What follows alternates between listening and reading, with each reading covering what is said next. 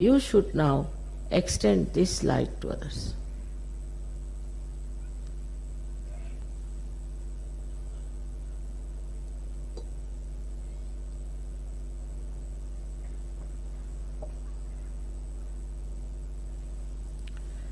माफ़ करिए, मुझे अंग्रेजी में बात करनी पड़ी। यहाँ बाहर से काफ़ी लोग आए हैं शिव जी की पूजा में। आज तक ऐसे कभी हुआ नहीं था।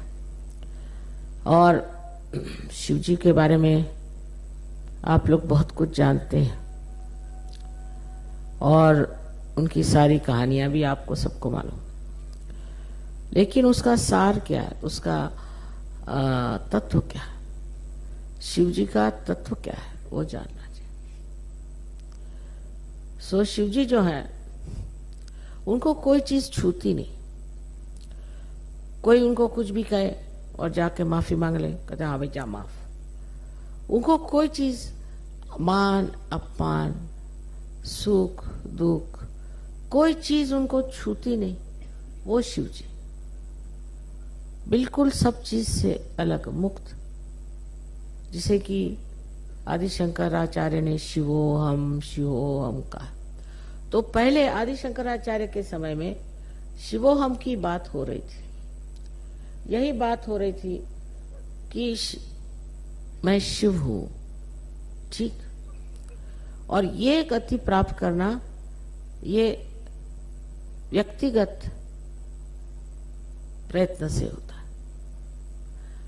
और उसके बाद जो दूसरी स्थिति है, उसमें जिस तरह आदिशक्ति कार्यान्वित है, उस तरह आपको कार्य करना चाहिए। नहीं तो ये दोनों कार्य अगर इकट्ठे नहीं हो तो शिव का पद मिलने से फायदा क्या। बैठे हुए हैं, अगर शिव ही सब कार्य कर सकते थे तो उन्होंने आदिशक्ति को क्यों बनाया और आदिशक्ति से क्यों कहा कि आप सब क्रिएट करिए, ये करिए, वो करिए। वो सब करते, लेकिन नहीं, उन्होंने कहा एक पद है शिव पद। उस शिव की पद पे पहुंच करके जहां पूरी तरह से निरीक्ष हो जाए, तब फिर आप किसी भी चीज में उतरे। अब हम देखते हैं कई कई लोग कहते हैं कि वहां सहयोग में एक साहब है, वो पैसा खा रहे। भाई कुछ समझ है, सहयोग में आने के बाद पैसा कैसे खा रहे? तो पैसा खा रहे। कोई है वो अपना ईगो दिखा रहे हैं, अपनी सत्ता दिखा रहे हैं, कुछ न कुछ ऐसी पागलपन की बातें सहयोग में आने के बाद भी कर रहे हैं। तो कुछ चिपक गई होंगी चीजें, उनको ऐसा हो सकता है, पर वो छुड़ाना चाहिए। क्योंकि अगर आप सहयोग में आए तो पहले आप शिव पद पे आए, माने जिसमें आप पूरी तरह से निरीक्ष। उसके लिए समर्पण, पूरा समर्पण होने पर आप शिव शक्ति में आ सकते हैं। शिव की जो शक्ति है वो यही है कि वो बिल्कुल निरुच्छ, उनके ऊपर कोई चीज का असर ही नहीं आता। ना उनमें अहंकार है और नहीं उनमें कोई किसी तरह के भी संस्कार। अब चले आए अपने शादी में बैल पे बैठ के, अब बैल दोनों पैर यूं करके बैठे, बैल अपना दौड़ा जा रहा है, ये बस उसको पकड़े हुए किस तरह चले आ रहे। अब वहां पहुंचे तो पार्वती जी को भी शर्म आ रही थी कि ये क्या मेरा दूल्हा ऐसा चला, क्योंकि मस्त है वो, उनको क्या।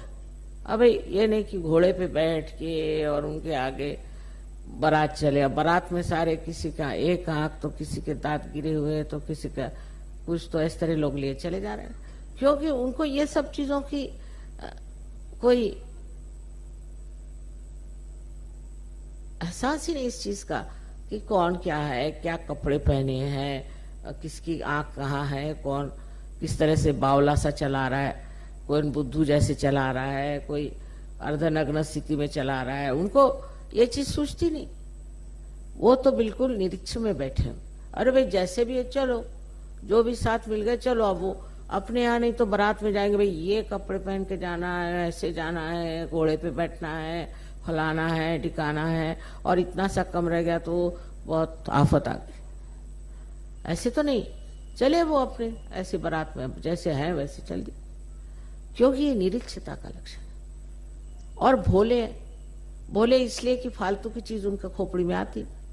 भोला जो आदमी होता है ना, उसको ये चीज नहीं आती। अब मैंने देखा ही है कि बहुत से लोग हैं, किसी घर जाए, क्या उन्होंने कारपेट बिछाया हुआ था। अरे भाई, तुम कारपेट से मिलने आए हो कि किसी इंसान से मिलने आए? कोई लेडी आई, अरे क्या वो साड़ी पहने थे।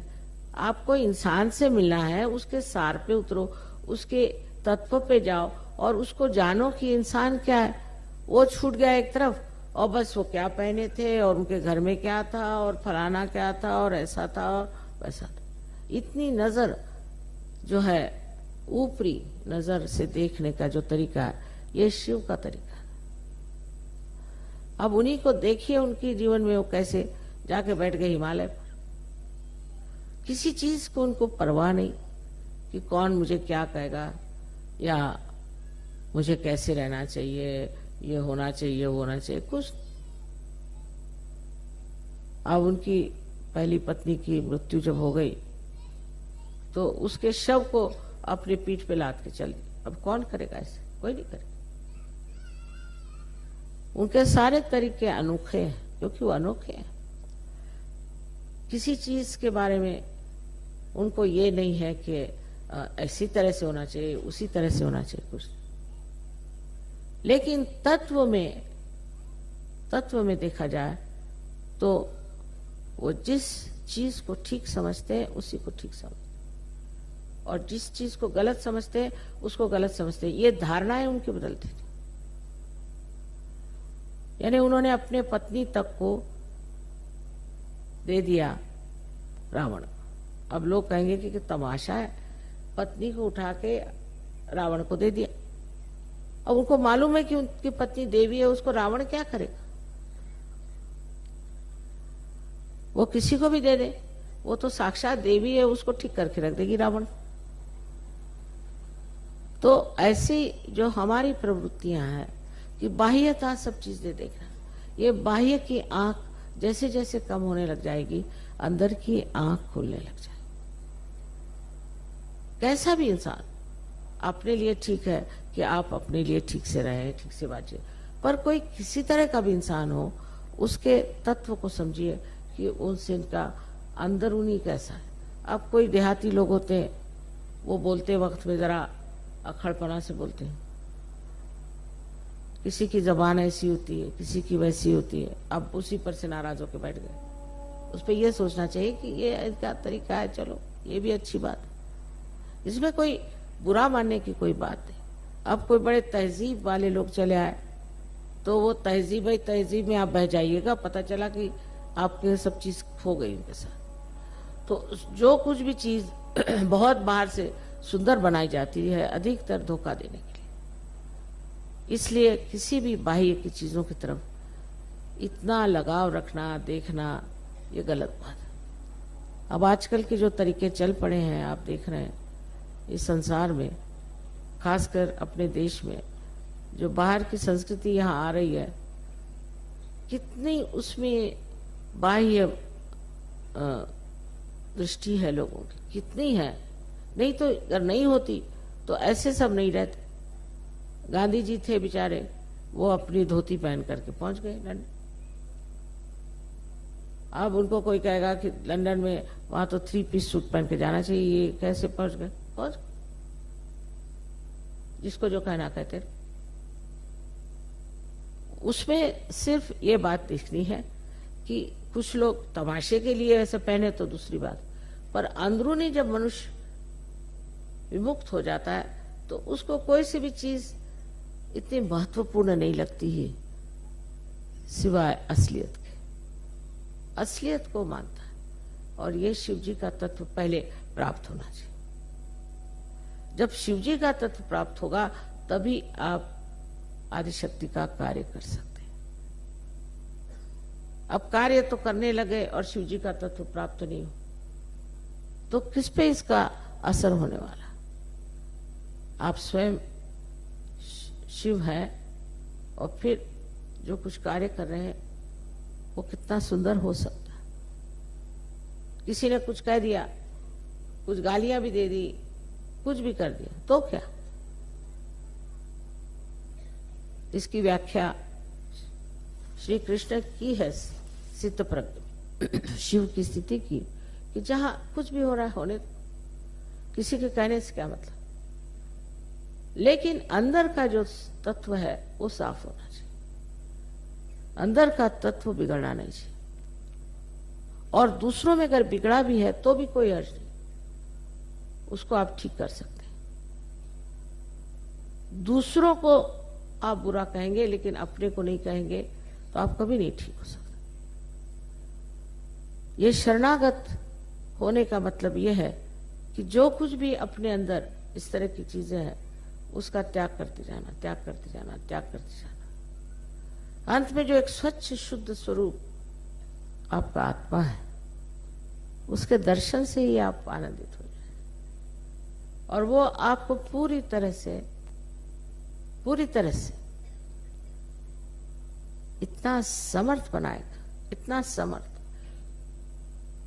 कि आप आश्चर्यचकित होंगे कि इतनी समर्थता हमारे अंदर कहां से आ। आज शिव जी की पूजा होनी चाहिए और हो रही है, और आप लोग भी इस वक्त वही समर्पण के भाव से बैठे। और जो समर्पण का दूसरा हिस्सा है जिसमें कि हमने ये पाया है, हम आत्म साक्षात्कारी हैं, हम लाखों में एक, ये हमें प्रदान हुआ है, आशीर्वाद मिला है, और हम इसमें कितना योगदान देते हैं, कितना कर पाते हैं, इसका भी अंदाजा लगाना चाहिए। ऐसे तो आप लोग वाकई मेरी तो कल्पना से बाहर है, क्योंकि मैंने कभी नहीं सोचा था कि इतना परिवर्तन मनुष्य में आ सकता है, कभी नहीं समझा था। उस हिसाब से तो इतना कार्य हो गया है सारे विश्व में कि बहुत आश्चर्य होता है। और बहुत समझ की बात है कि लोग जो कि बहुत गलत रास्ते पर खड़े थे, जो बिल्कुल विनाश की ओर जा रहे थे, वो उठकर खड़े हो गए और वो आज हमारे साथ है। कितनी बड़ी चीज है जो शिव का प्रदान, हमारे हृदय में उनका जो प्रतिबिंब है, आत्मा स्वरूप है, उसका ये महान आशीर्वाद। और इस आशीर्वाद से आप सब लाभित हैं। बस अब इसको बढ़ाना है, समर्पण से बढ़ाना है और फिर सामूहिकता में इसे बांटना है। ये एक इंसान के लिए नहीं, ये एक उत्थान के लिए नहीं, ये सबके उत्थान के लिए है। आज जिस कगार पे हमारा विश्व खड़ा हुआ है, उससे हमें बचाना है, पूरी तरह से बचाना है। और ये आप लोगों की जिम्मेदारी है जो सहयोगी, जिन्हें अपने जीवन में, अपने अंतर में, व्यवहार में, हर चीज में सहज को देखना आना चाहिए। सबको मेरा अनंत आशीर्वाद।